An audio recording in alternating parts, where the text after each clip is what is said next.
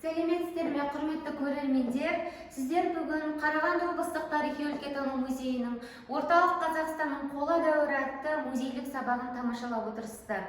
Бүгінгі музейлік сабақта сіздер орталық Қазақстан жерінде табылған қола дәуірінің көне жәдігерлерімен таныса аласыздар. Сондай-ақ Сарыарқа өңірін зерттеген археолог ғалымдардың және Бөкетов атындағы Қарағанды мемлекеттік университетінің Сарыарқа археологиялық институтының археолог мамандарының зерттеу жұмыстарының нәтижесінде табылған археологиялық ескерткіштермен танысасыздар. Жалпы қола дәуірі адамзат баласы тарихында тас дәуірінен кейін ұзаққа созылған кезеңдердің бірі. Біздің жерімізде қола дәуірі біздің заманымызға дейін 3-ші мыңжылдықта басталған. Қола дәуірі деп аталу себебі бұл кезде Евразияда қола игеру тәсілі меңгеріліп, барлық зат қоладан жасалына бастады. Қола дәуірінің ескерткіштерінің ең көп таралған және ең жақсы зерттелген аймағы ол орталық Қазақстан. Орталық Қазақстан аймағы адамның өмір сүруіне өте жайлы болды. Қазіргі таңда бұл аймақта қола дәуірінің 150-ге жуық қабірі және 30-дан астам елді мекен тұрағы бар. Қола дәуіріндегі тайпалар Қазақстанның кең байтақ далаларында көптеген археологиялық тұрақтар, ескерткіштер қалдырды. Бұларды тарихта Андронов мәдениеті деп атайды. Андроновтықтар өздерінің тұрғын үйлерін, қоныстарын көбінесе өзен сағаларына салған. Қоныстар көбіне 6-10 баспанадан тұрған, ал ең үлкендері 20 баспанаға дейін барған. Аумағы 100-300 шаршы метр. Баспаналардың төбесіне сырғауылдар қойып, оның үстіне шыбықтар, малдың терісін төсеп, сыртын топырақпен күлмен жапқан. Үйдің төбесін ағаш діңгектер құрап тұрған. Андронов кезеңі тұрғындарын басқа тайпалардан айырудың басты белгісі әдет-ғұрып жағдайы, яғни өлікті жерлеу ғұрпы. Қарағанды облысы аумағында ең үлкен тұрақтардың бірі бұл Майдан тұрағы. Біздің музей экспозициясында 1954 жылы Қарқаралы ауданынан табылған жерлеу ғұрпы көрсетілген. Андроновтықтар жерлеу ғұрпына ерекше көңіл бөлген. Адамды жерлегенде екі аяғын, екі қолын бүгіңкіреп, бір жақ қырынан, көбінесе сол жақ қырына жатқызып, басын оңтүстікке немесе оңтүстік-батысқа қаратып жерлейтін болған. Тайпалар бейіттің үстіне әртүрлі үлгідегі төртбұрышты, дөңгелек, сопақтас қоршаулар түрінде ғимараттар салған. О дүниелік болған тайпаластарын тас плиталардан жасалған тас жәшіктерге салып, немесе төртбұрышты етіп қазылған қабір шұңқырына жүрісінен аяқ-қолын бауырына бүгіп, қырынан жатқызатын болған. Қола дәуірі адамдары негізінен малшылықпен, егіншілікпен айналысқан.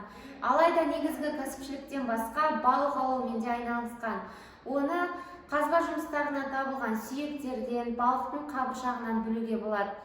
Балықты жеке аулаушылар да болған. Оған дәлел витринадағы қоладан жасалған балық аулау қармақтары. Қола дәуірінде әйел адамдар әшекей бұйым таққан. Оған дәлел музей экспозициясындағы қоладан жасалынған әшекей бұйымдар. Олардың қатарында сақина тәріздес дөңгелек сырғалар, алтын білезіктер, аңдардың тістерінен жасалынған моншақтар көрсетілген. Бұл әшекейлер Жетісудағы Мыңшұңқыр қабірінен, орталық Қазақстандағы Айбас дарасынан табылған. Құрметті көрермендер, ендігі кезекте сіздер музей қорының экспонаттарымен таныса аласыздар. Алдарыңызда қола дәуіріне тән көне жәдігерлеріміз көрсетілген. Ең алдымен мен алдарыңызда тұрған қола құмырадан бастағым келеді. Бұл Ащысу қорымында қазба жұмыстарын жүргізу барысында біздің заманымызға дейінгі 2-ші мыңжылдықтың алғашқы ширегіне жататын қола құмыра. Евразия далаларында мекен еткен, мал шаруашылығымен айналысқан тайпалардың ыдыстарынан табылған жалғыз құмыра болып табылады. Келесі алдарыңызда 2015 жылы Нұраталды қорымына жүргізілген қазба жұмыстары барысында табылған қола найзаның ұшы көрсетілген, мерзімделуі 15-14 ғасырларға тән. Сондай-ақ келесі қола найзаның ұшы көрсетілген, бізге өте керемет деңгейде жеткізілген Нұраталды қорымынан табылған болатын, қазіргі таңда музей экспонаттарының қатарында. Қола дәуірінде қорымдардан өте жиі кездесетін құралдардың қатарына пышақтар жатқызылады.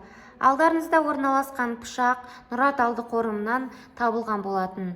Сонымен қатар тағы да 2 пышақтың түрі кездеседі. Бұларды Нұра талдықорымынан 2015 жылғы қазба жұмыстары барысында табылған. Қола дәуірінде өмір сүрген әйел адамдар тоқыма ісімен айналысқан. Оның дәлелі қоладан жасалынған инелерді тамашалай аласыздар.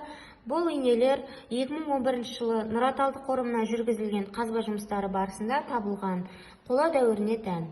Бөкетов атындағы Қарағанды мемлекеттік университетінің Сарыарқа археологиялық институтының археологы, экспедиция жетекшісі Игорь Кукушкиннің басшылығымен 2016-2017 жылдары жүргізілген қазба жұмыстары барысында Шет ауданы Талды ауылынан 8 шақырым қашықтықта Қаражартас қорымы табылды. Археологтар көне мазарды қола дәуірінің Беғазы Дәндібай мәдениетіне жатқызады. Біздің заманымызға дейінгі 14-13 ғасырларға тән қорым пирамидалық үлгіде салынған. Жәдігер бәрінен де құрылысымен ерекше. Экспедиция жетекшісі Игорь Кукушкин де ежелгі пирамиданың үлкендігіне қарап, оның беделді билеушіге тиесілі екенін айтады. Алайда қорым тоналғандықтан, оған қатысты қандай да бір деректер табылған жоқ. Дегенмен пирамиданың жанынан шағын 7 қорым анықталған. Түсірілім кезінде олардың бірінен ежелгі адамның сүйегі табылды. Алдарыңызда Беғазы Дәндібай мәдениетіне жататын Қаражартас қорымынан табылған қола қанжар көрсетілген. 15-14 ғасырларға тән. Құрметті көрермендер, осымен сіздерге жүргізілген Орталық Қазақстанның қола дәуірі атты музейлік сабағымыз аяқталды. Тыңдағандарыңызға көптен көп рахмет, сау болыңыздар.